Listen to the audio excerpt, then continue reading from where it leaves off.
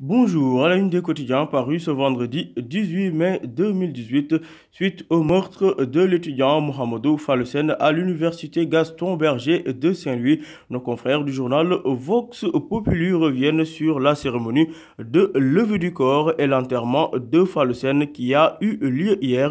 Émotion, larmes, colère et résignation, c'est la une de Vox Populi qui nous apprend qu'hier une immense foule de parents, proches, amis, camarades, étudiants et simples citoyens ont assisté à la levée du corps du pensionnaire de l'UGB hier à l'hôpital de Diourbel. Son inhumation a eu lieu au cimetière Bahia de Touba, point d'orgue d'une infinie douleur. Toujours à la une du journal Vox Populi, après que le président de Réumi Idriss Seck ait qualifié les forces de l'ordre de peureux, Mimi Fusil Udi et lui réclame des excuses.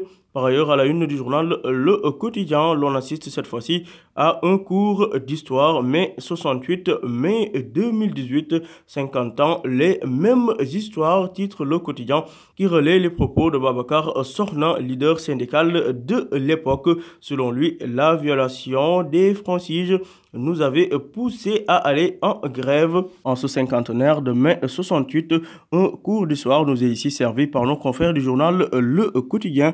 En mai 1968, le Sénégal a connu des moments durs. Le pouvoir du président de la République à l'époque, Léopold Sédar Senghor, avait vacillé à cause d'une longue et éprouvante grève.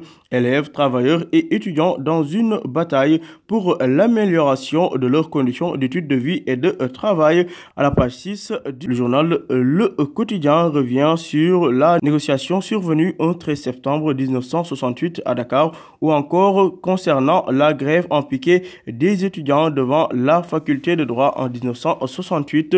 Babacar Sorna, responsable syndical à l'époque, de dire Senghor commençait à nous menacer avec des peines de mort. Professeur Birahim Moussagay, enseignant au SUSTI, lui déclare avoir été condamné à 6 mois de prison ferme. Tout cela à lire en détail, pages 6 et 7 du quotidien. À la une du journal L'Enquête, cette fois-ci, l'on s'intéresse au procès de l'imam Alioune Badara Ndao et compagnie. La quête de l'acquittement, titre Enquête, qui revient sur les propos de maître Mamadou Gueye. Dans cette affaire, il ne s'agit pas de terroristes, mais de passionnés de la religion. Ainsi s'est exprimé maître Mamadou Gueye, l'un des avocats des présumés terroristes, lors de sa plaidoirie. Les avocats de Abou Hakim Bao, eux, plaident la démence et souhaitent une expertise psychiatrique pour leurs clients, renseigne le journal Enquête à sa page 5. À la page 2 du journal Enquête,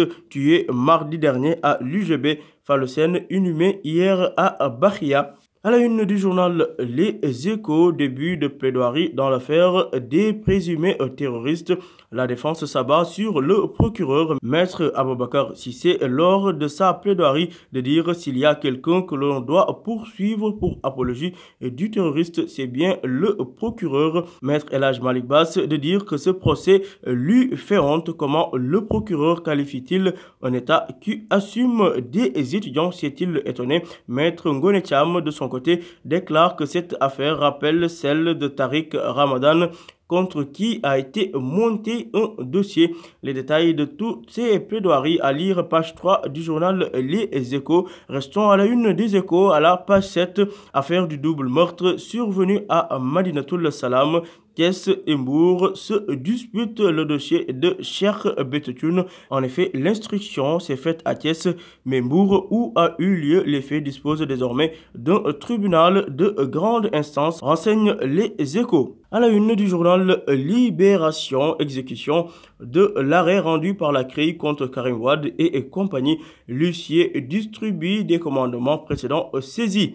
Affaire Falsen, les premières révélations de l'enquête tombent. Si l'on en croit nos confrères du journal Libération, selon un informateur proche de l'enquête, le présumé tireur serait déjà identifié. Il n'aurait pas nié les faits. L'on devrait donc s'acheminer vers l'épilogue de cette enquête. Le journal L'Observateur, l'Obs s'intéresse à sa une du jour à l'affaire du non-lieu prononcé par le juge concernant la mule de Karim Wade qui a été coincé dans un hôtel. Son passeport et ses biens d'une valeur de plus de 150 millions de francs CFA, toujours entre les mains des autorités sénégalaises.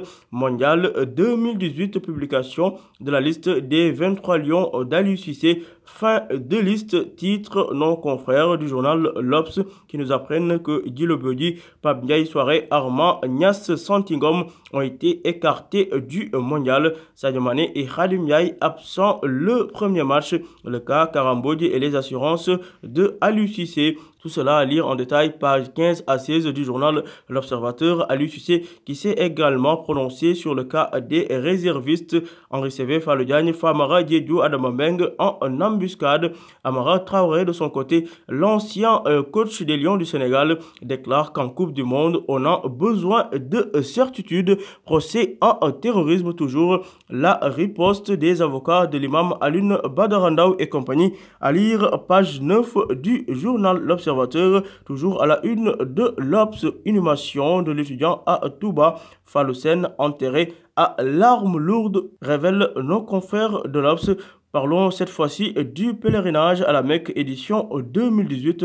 L'on apprend que 56 personnes ont été recalées pour le Hajj 2018. Ceci pour des raisons médicales. Tout cela à lire en détail à la une de l'Observateur. Retour à la une de Vox Populi où cette fois-ci, nos confrères donnent la parole à Bokar Samba Dièye, commerçant et importateur de riz. Bokar Samba Dièye qui déclare à la une de Vox Populi: jusqu'à mon dernier souffle, je me battrai contre ces banquiers qui veulent mettre la main sur le travail de toute une vie. Je n'ai jamais pensé que je deviendrais un commerçant. Tout cela à lire page 4 et 5 de Vox Populi. Polémique concernant la mort du jeune Fallousen tué à l'UGB. Malick Gakou se prononce sur les événements de l'UGB. Selon lui, je cite, Macky doit payer les bourses avant même les salaires.